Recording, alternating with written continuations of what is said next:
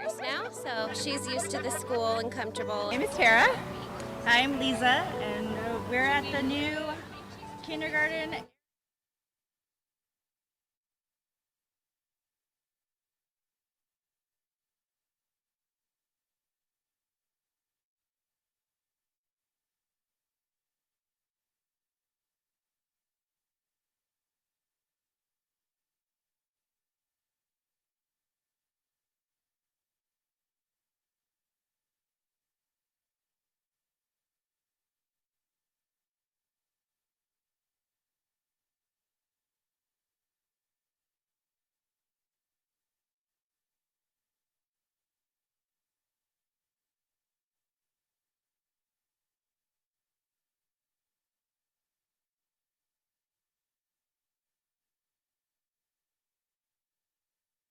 So I think for our Vietnamese families, this is like a very clear message that they are that they're welcome here, and that we've really built this program for them. This is the fanciest outfit I have, so we're going to wear it on the first day of kindergarten to let everyone know that we really take this first day very seriously, and it's a great start.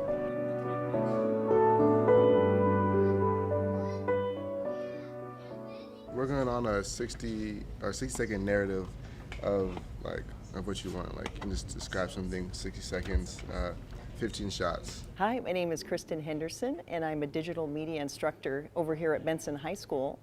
And I want to talk to you about one of our exceptional students that we have in our program right now, Makai Williams. He's not only a 4.0 student, he is an excellent storyteller, and he's an awesome, fast editor.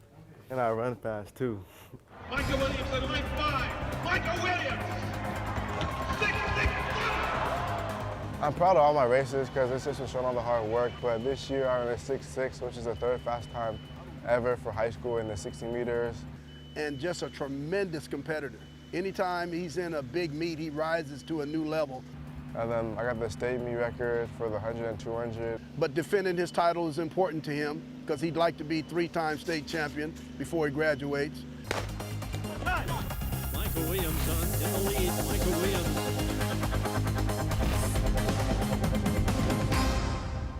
10.21. We have a new record here at the Twilight Relays. I didn't really think anything. I just drive and executed, and then the time came after the race. So I just knew that if I were to drive and execute, it'd be a good race. The fastest time ever. This is nice. So Makai has the fastest win legal time in the country. And just to be able to say that from a kid from Oregon, with the fastest time in the country, that's saying a lot. Yeah, everyone knows him, so like everyone's always talking to him like, Makai, you're a go, stuff like that. And then looking down the road, 2020, he'd like to give a try at the 2020 Olympic trials and be able to qualify for that team. Definitely making the Olympics just because kids from Oregon necessarily don't make it, especially from the inner city of Portland, Oregon. So for a kid, it'll boost everything for Oregon if a small kid from Portland, Oregon makes the Olympics. It'll definitely boost the ego for everyone to start coming off the track.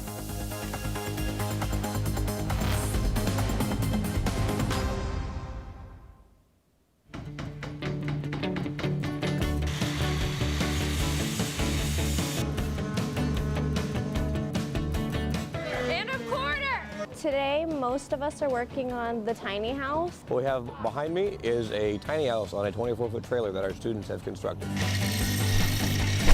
Yeah, this is the first time that our students have took on a project on wheels. It's meant to be parked on a property kind of long-term and hooked up to permanent utilities. So the vision of the interior is that the upper part would either be storage or sleeping area. This side that we're currently on would be the kitchen. The middle part right behind you would be the living area. I've always been a physical learner. When I'm sitting down all day at school just reading from a textbook, it's kind of hard for me to concentrate, especially if all of my classes are like that. So having this class is a nice break and something that I see myself doing in the future. The other thing that we're teaching our students is real-world application and work ethic and skills and that they can use to go out and get a job. It's so nice to see it come together. Exterior, nearly finished. Inside can be designed to your own specifications. We have it, the electrical rough-in is started. We have a plan for how the plumbing would go. A full kitchen, full bathroom, and finish it as you like. So we're hoping that somebody will walk away from this tonight for $20,000 and we won't have to park it back behind the school on Monday. I assumed you were Carter because we're waiting for Hi. This is Mrs. Klein. Hi, Mrs. Klein. How are you? Nice smile. So today we have an awesome event with some of our students who are in our SPED program, and they are having the opportunity to read to a therapy dog. When they're reading, why don't I even get to drive? And I wanted a dog that would be gentle and good with kids. I know one of the students had been very nervous, and then when he came down, he started petting the dog, and as he was petting the dog, I could just see him, the anxiety leave. Amazed me at how calm.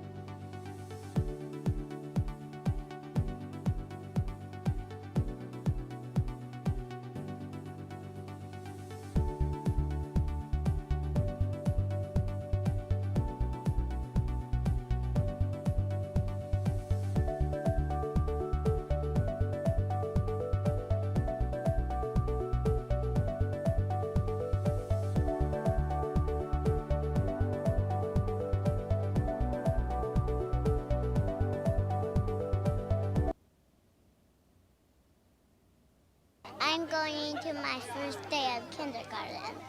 Here come the kindergartners.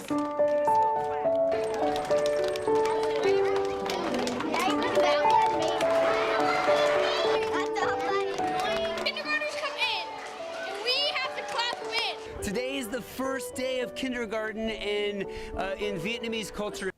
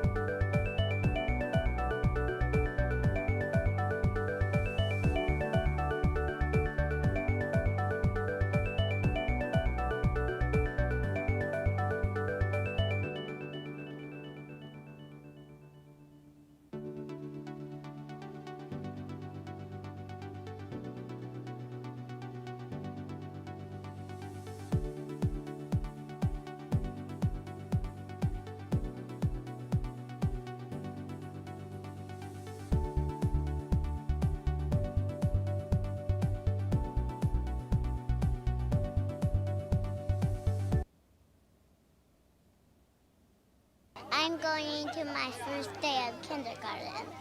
Here come the kindergartners.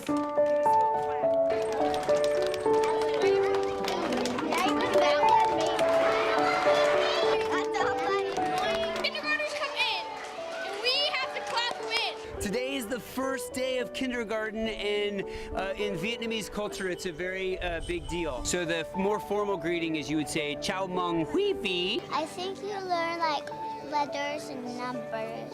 Well, she did 2 years of preschool, and she's been doing drop-off with my older son for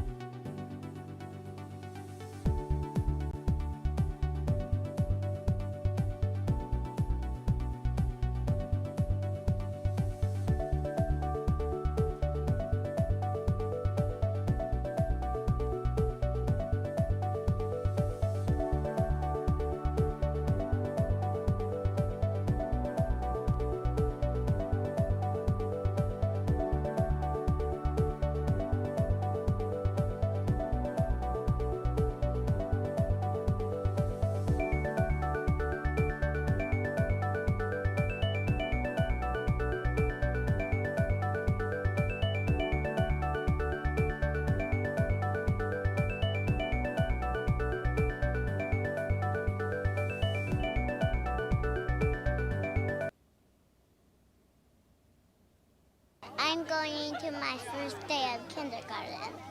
Here come the kindergartners.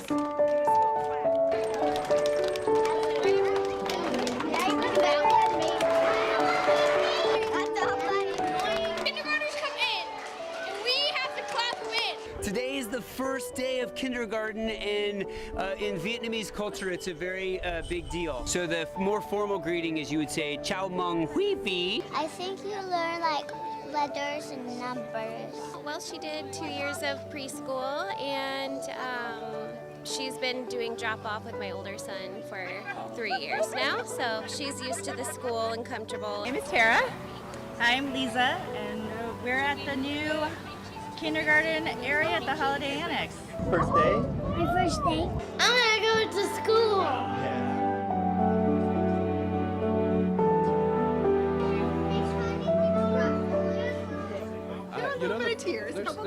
There were some naturally expected, a little bit of tear shedding, but overall families look excited and positive, and the kids are ready, and we're ready for them. The first day of kindergarten is such a milestone for parents, so it's great to see the excitement and the enthusiasm, and a little bit of the sadness for such an exciting day. Yeah, well, it is kindergarten. It is that happy, sad day, and so, but everybody is little tears, but a lot of smiles. We are so excited. Super excited. So I think for our Vietnamese families, this is like a very clear message that they are that they're welcome here, and that we've really built this program for them. This is the fanciest outfit I have, so we're gonna wear it on the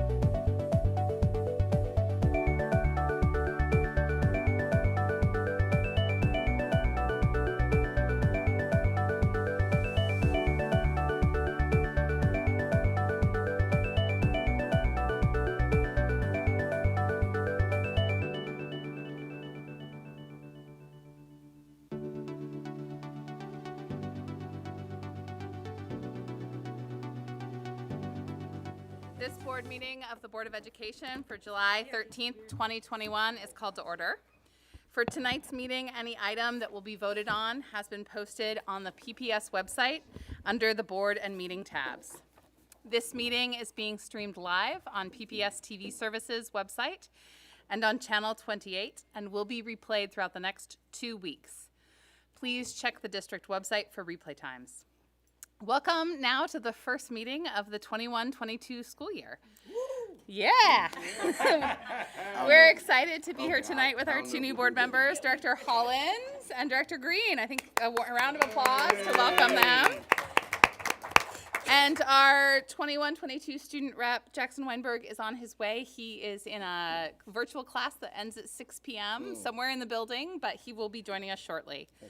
And tonight, Superintendent Guerrero will be joining us virtually as he is out of town on approved district travel. Superintendent, would you tell us the conference you've been attending? Thank you, Chair. Yes, I have the good fortune of being inspired and reconnecting with colleagues, school board members at the California Black School Educators Institute. So it's been a really wonderful few days of learning and talking about each of our school districts' racial equity efforts in our various districts. So it's been great to exchange and engage in some professional learning. So thank you for indulging me by letting me join remotely this evening. You know, I like perfect attendance. And what would your fashion advice be to people contemplating wearing a suit in 107-degree weather? It is hot, Chair. It's very hot, but I gotta always keep it professional and represent my school district professionally. Thank you.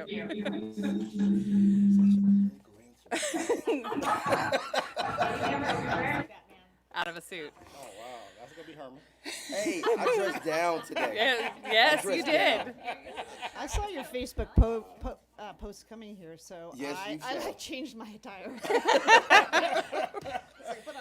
Step our game up. Yeah, so as we tell with the new board, we are going to have to step our game up. I have my contribution to the fashion game tonight is my new glasses that are hopefully going to help me not get a migraine from the lights. We'll see how this works as we transition from the digital world. As we start the school year and our new operations year tonight, we begin with our board leadership vote. We'll have several things tonight that are all about organizing for the year, and this is the first one. Board Policy 1.20.010-P provides that the board shall elect one of its members as board chair and one of its members as board vice chair at the first regular meetings in January and July.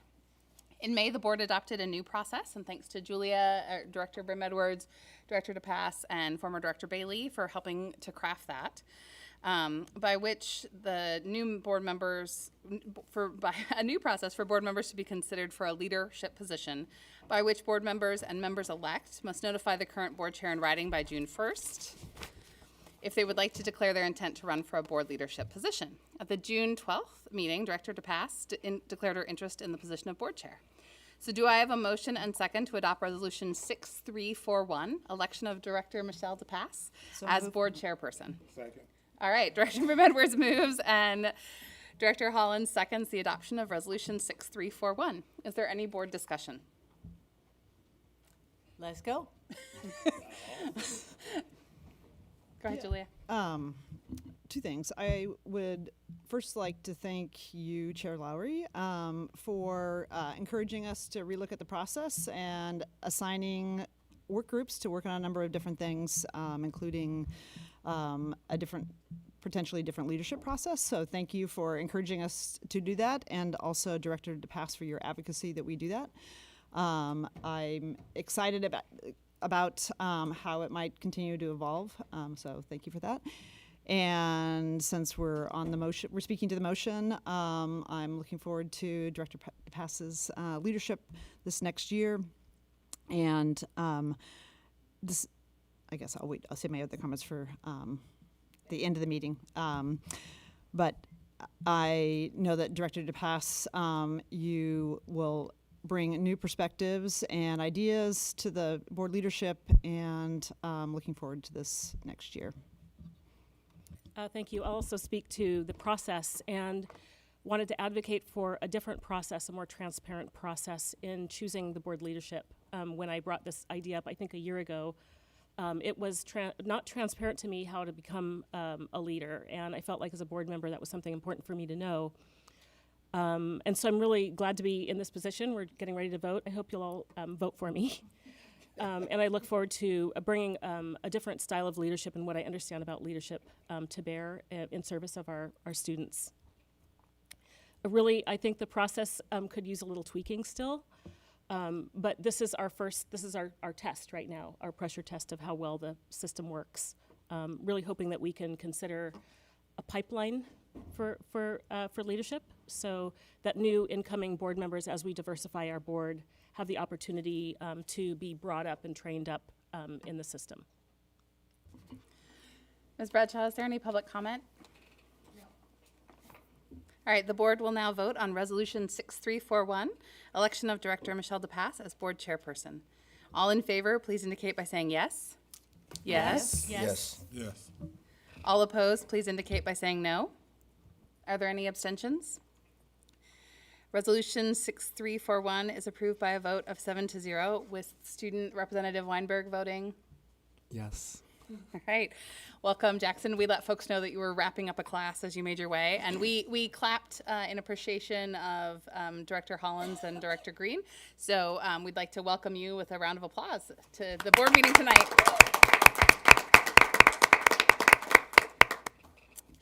Before we move on to the vote on the position of Board Vice Chair, Director Brim Edwards, would you like to say a few words? Yes, thank you, Chair Lowry. So earlier this month, or maybe it was last month, I think it was last month, I indicated an interest in leadership as a way to help advance the board's agenda this next year. As Chair Lowry indicated, I was involved in that work group with former Director Bailey. No more of this Scott thing. Confusion. Phew. I gotta exercise that. Along with Director DePass. And one of the focuses of the work was how to expand opportunities for leadership among board members and how to distribute leadership across the board to better leverage all the talents, the relationships, and experiences that all the board members bring to this process, and also to provide new paths for leadership. So bravo to the board for just passing the first test with the last vote. I'm glad to see the results from that process. And the other part of the new process was to have conversations with other board members. And I had a conversation with Director Hollins, and I asked him if I could say this, so he's not going to be surprised. But he suggested other ways that I could support Chair DePass during the next 6 months, and also to give Director Scott an opportunity to participate in leadership. So I'm appreciative of the new perspectives, and thank you, Director Hollins. I'm sorry it took us 10 miles to get to that perspective. Yeah, there's no short walk. If you want the short walk, you go with Herman. So I'm appreciative of the new perspectives that we're adding to the board, and I'm going to withdraw my name from consideration for the vice chair. Thank you. And I'd be happy to make the motion to move. Great. When you're ready. I will get right there. I'll get right to that. At the June 12th meeting, Director Scott did declare his interest in the position of board vice chair. And do I have a motion and second to adopt Resolution 6342, election of Director Andrew Scott as board vice chairperson? So moved. Second. All right, so Director Brim Edwards moves and Director DePass seconds the adoption of Resolution 6342. Is there any board discussion? Just looking forward to this leadership team. I think we all agree that you guys have very complementary skills and are the perfect leadership team for us in this moment. So thank you, Andrew, for stepping up and letting us know that you were willing to serve in this role, and we're thrilled to have both of you in a leadership capacity. And I'm thrilled that I know both of you have made the commitment to have shorter meetings, and so I look forward to to that. Yeah, and I'm going to say, in this moment, a lot of people, there's a lot of questioning about white male leadership and why. But I feel like the two of us together will make a strong team. We're very different people. We have different approaches to things that will strengthen our work, not detract from it. And any fighting we have will be offline and in person, I hope. So I'm looking forward to working with you. Thanks. No, I'm really looking forward to supporting, Chair DePass and the superintendent. There's a lot of work to do this year, and excited to get moving on it. Ms. Bradshaw, is there any public comment? No. Oh, go ahead, Jackson, yeah. Yeah, so when Julia brought up the confusing Scots thing, actually the DSC last year, we thought you were running for vice chair, so we are totally on board with you this year as well. Wait, did I get a vote last year that I didn't know? Yes. You had the No. student's endorsement last year and you didn't even know it. So Yeah, we were totally on board with both of you. We weren't quite sure which one, lost in communication at that point, but I'm super happy to have you on board. Well, as and that vice just chair. that just reaffirms what Director DePass was saying about the lack of transparency and the confusion. And so I think this new system, although it will continue to be refined, does help better communicate about board leadership. Thank you. All right, the board will now vote on Resolution 6342, election of Director Andrew Scott as board vice chairperson. All in favor, please indicate by saying yes. Yes. Yes. All opposed, please indicate by saying no. Are there any abstentions? Resolution 6342 is approved by a vote of 7-0 with Student Representative Weinberg voting. Yes. Great. All right, welcome and congratulations to both of you. All right, we turn now to student and public comment. Before we begin, I'd like to review our guidelines for comment. The board thanks the community for taking the time to attend this meeting and provide your comments. Public input informs our work and is a vital piece of it. And we look forward to hearing your thoughts, reflections, and concerns. Our responsibility as a board is to actively listen. Our board office may follow up on board-related issues raised during public testimony. And we request that complaints about individual employees be directed to the superintendent's office as a personnel matter. If you have additional materials or items you would like to provide to the board or superintendent, we ask that you email them to publiccomment@pps.net. Please make sure when you begin your comment that you clearly state your name and spell your last name. You will have 3 minutes to speak, and you will hear a sound after 3 minutes, which means that it is time to conclude your comments. Ms. Bradshaw, will we have the lights working tonight for folks as well? Yes. Okay, so the first light will light up, meaning go. The second light will light up, meaning 1 minute left. And then the third light will light up red, meaning it is time, as well as hearing the sound, just for folks. This is the first time I'm chairing a meeting where we have the lights because we've been virtual. So we're all learning. Ms. Bradshaw, who do we have signed up for student or public comment tonight? We have Stephanie Wyndham and Stephanie Miller.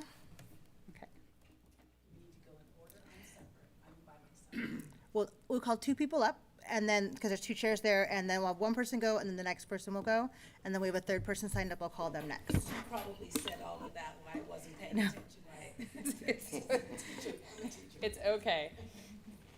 We're all learning how to do this again now that we're in public.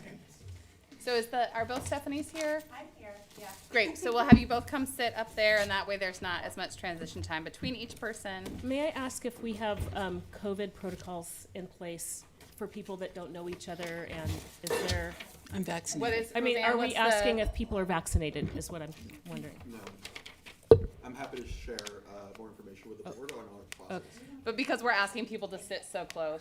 That's Well, what do you want, Liz I'll is- scoot over if you want me to. Yeah. It was So just a question. It's not trying to Yeah. disrupt. I just was curious if we had I a protocol. think it's a in very place. good question. So Liz That's is a good saying that we question. do need to make sure we're not requiring people to sit next to each other, right, Liz? I think each of you should sit where you're comfortably, distance or separated. I'm We're here. okay. So however you're comfortable, please feel free to exercise that. And this is one of those pieces where as we come back together and see how the way we used to do things needs to be re-examined, both, like Michelle says, with new leadership, but also in light of the new processes with COVID. So thank you for raising that question. All right. I'll invite you to begin and to say your name and to spell your last name for us. My name is Stephanie Wyndham. My last name is Windham. I'm here to talk about PTP, the Portland Teachers Program. A little background. In the late 80s, PTP was formed, the result of a lawsuit against the city of Portland for having very few minority teachers. Many excellent teachers came through the program, enriching the ranks of Portland Public Schools and other school districts. I am a proud product of PTP. My cohort was only the second class of the program. Matter of fact, what year was it? I moved here in '89 and I became a teacher in '93, so that's going back some years. The subsequent cohorts included African Americans, Native brothers and sisters, those with family ties to Southeast Asia, and many, many with Latin roots. We supported each other. We did childcare for each other. We did study sessions together. We passed down books because of the cost. We did it all for us to reach the goal of becoming a Portland Public School teacher. For many years, PTP was run, and very well run by Deborah Cochran. When she retired a few years ago, the program did not get funded by the city or the district and was just allowed to disappear. The lawsuit that brought forth PTP didn't disappear, nor did the problem of too few minority teachers. The need for diverse educators continues. In fact, the need for more minority teachers is even greater now than when I began in 1993. I was the first African American teacher hired at Atkinson Elementary in 1993. The program should not have been cut or allowed to disappear. PTP should be resurrected and expanded. Is there anything that the board can do, that the district can do, to help bring that about? Thank you. Thank you. Thank you. I'll share also my sister, Paula, and my mother both were graduates of that program. And your mother. Well, your mother wasn't part of the program, but she studied with all of us. Yeah, yes. That's great. It's a great program. I don't know why it was allowed to just disappear, but if anything can be done, you can even recruit me. I'll do something. It really needs to be there. Thank you very much. All right, I'll invite you to move forward to the microphone and to remind you to spell your last name for the record. I'm Stephanie as well, and my last name's Miller, Miller. I wanted to speak today about some of the guidelines for fall and just concerns about masks, social distancing, and restrictions. So I'll just read what I wrote, if that's okay. My family's been part of the PPS community since 2015. My son just graduated from Llewellyn Elementary, and we plan to send him to Selwood Middle School in the fall. However, my daughter, who is to start kindergarten in the fall, will be attending a small private school where families have choice regarding mask usage. I was concerned PPS would mandate masks and social distancing, which could make a child's transition to kindergarten unnecessarily difficult while interfering with building language skills and social connections.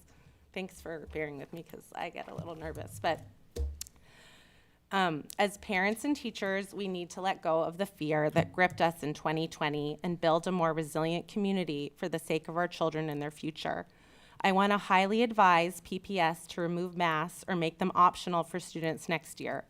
Our children have carried a heavy burden load through this pandemic, and I'm asking that we do not continue to subject them to continual recommendations that affect their social and emotional health. We are at a point in the pandemic where science is showing us that children are not the asymptomatic spreaders that they were made out to be early on. The preponderance of evidence now shows that children are less likely to spread infection even if they are asymptomatic. It's important that our children can return to school with a sense of normalcy. As case rates have gone down and we reach high levels of vaccination statewide, we can allow our children to breathe again. West Linn School Board passed unanimously to approve superintendent's proposal of no masks, no distancing, and no required COVID vaccinations for this coming fall. Let's have the courage to follow other school districts in our state and what other states have been doing this whole time.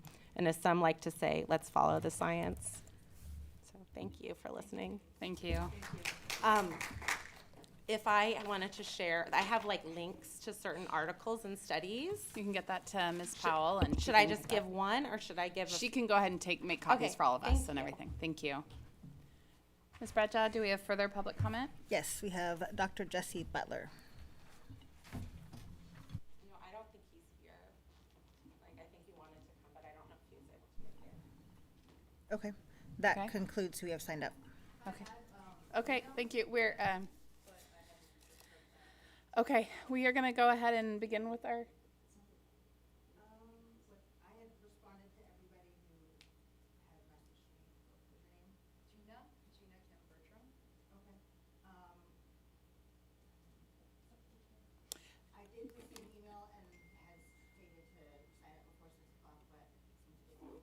Okay, let's go ahead and allow the 3-minute public testimony.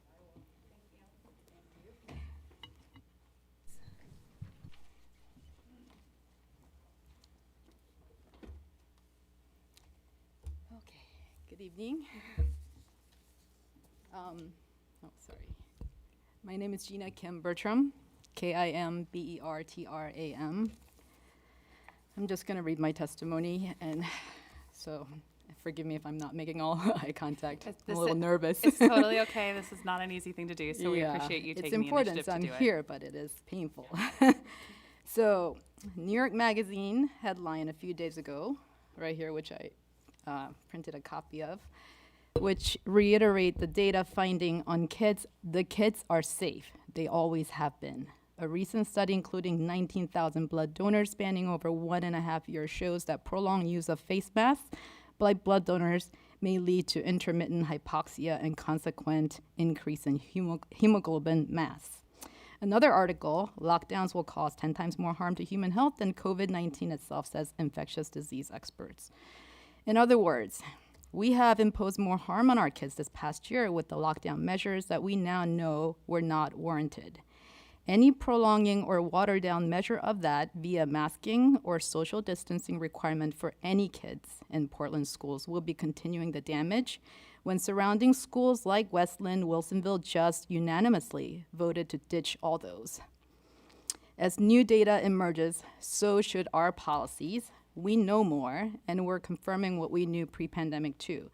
The measures we put in place are not necessary for safe return to school in the fall. We cannot hang on to these measures any longer. They endanger our kids the longer it goes on. Many studies show the consequences of masking for kids now outweigh the benefits.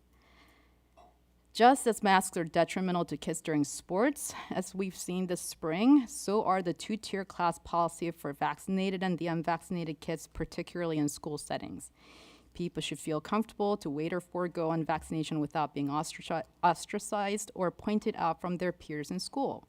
We should not accept this. This is dangerous and will cause great psychological harm when our kids have already suffered and sacrificed much this year. When all adults and kids outside of school environment are free to be without masks at their workplace and otherwise, like we all are here, why is the CDC recommending unvaccinated kids, the least at-risk age group, be masked up all school days of the week? We cannot trade in bad policy for all kids with a bad policy for some. It's discriminatory and detrimental to our kids. The rest of the nation have moved forward and is moving forward with sound scientific reasoning, and the good news is the kids are safe, and they've always been. Thank you.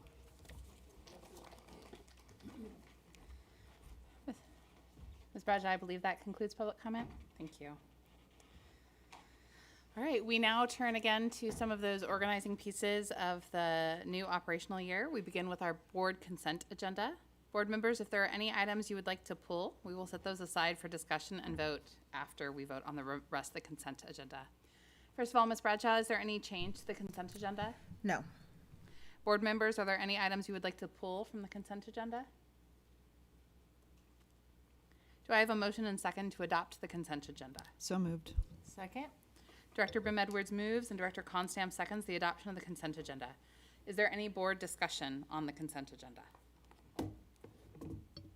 Just glad to see again the investments in technology from our recent bond, and that's huge change for the district. So nice to see these big contracts and that work getting underway.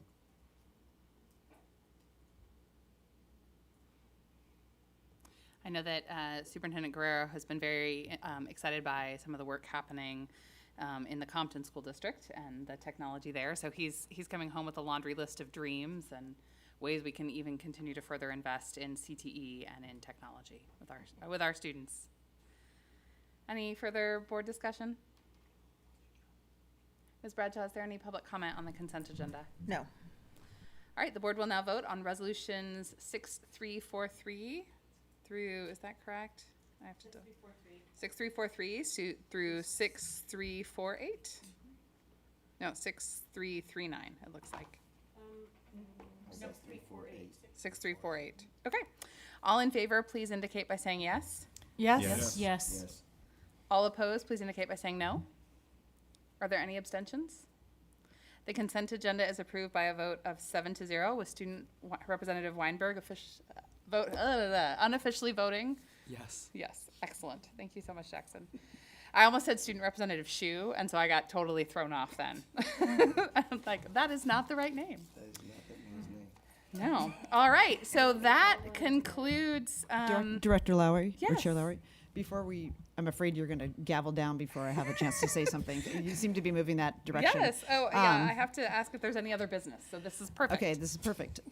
Because I just wanted to recognize since this is your last meeting as the chair, you were the chair in an incredibly challenging year, and probably the only chair in PPS history who had more virtual appearances and ran more virtual meetings than anyone else. And it's a hard job just in person. And I can't imagine being just by yourself, even though you're virtually with everybody else, having to do the job in an incredibly difficult year. So I just want to recognize your chairship and thank you for the work you did keeping us all together, and nice to finish it out with you having a chance to finish out a meeting in person. Nice. The last two in person, and it was, as you could see there from with the numbers, it takes the whole board to raise a chair. So I needed everybody's help, and being alone in my office. I think Amy, finished out last year, end of her time as chair, virtual, but it definitely was a very different and unique experience. Is there any other Hopefully business? never to be I wanna repeated. also, thank you, Director Brem Edwards, for kicking that off. You get to chair the party committee or celebration committee. I feel like in really private times in my home, I've given appreciation to you in my head, which hasn't helped you out at all. And I apologize for that. But I really do. I was thinking as I was driving here that, you're going to be like, just wait. Like this is a hard job. So I want to recognize you too and appreciate the work and how you've shown up. I think you've done an excellent job. You've got big shoes to fill. Thank you. Is there any other business tonight before us?